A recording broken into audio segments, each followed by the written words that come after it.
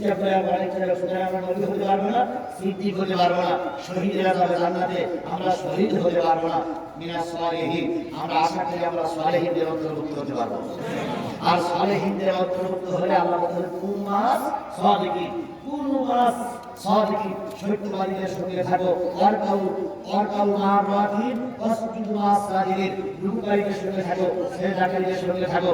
আমরা ইনশাআল্লাহ সিজদাকারী, রুকুকারী সালেহিনদের সঙ্গে থাকবো ইনশাআল্লাহ। এবার আমি একটা হাদিস বলেছিলাম, আফজালুল জিহাদ কালিমাতুল হক ইল্লা সুলতানুল জায়ের, সবথেকে বড় জিহাদ হচ্ছে জালেম শাসকের সঙ্গে সত্য কথা বলা।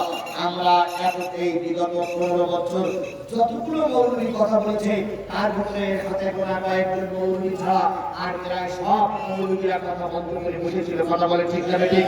তার ভিতরে যতগুলো লোক কথা বলেছে তার ভিতরে আমরা আগের সারিতে আপনাদের কৃতি সন্তান নুরুল আমিন ভাইকে দেখতে পেয়েছি। কথা বলে কথা বলে কথা বলে, তিনি আবার কথা বলবেন জাতির জন্য। সুতরাং সেই ক্রান্তিকালে যারা বাতিলের মোকাবেলা করে টিকে আছে, আমরা তাকে বেইজ্জতি করবো না। আল্লাহ দিনের খাতিরে আমাদের এই নেতাকে আলেমদের ইজ্জতের সঙ্গে আমাদের মাঝে ফিরে আসার তৌফিক দান করুন। দেখ বেঁচে থাকলে 20 তারিখে দেখা হবে। ওয়া মা তৌফিকি ইল্লা বিল্লাহ।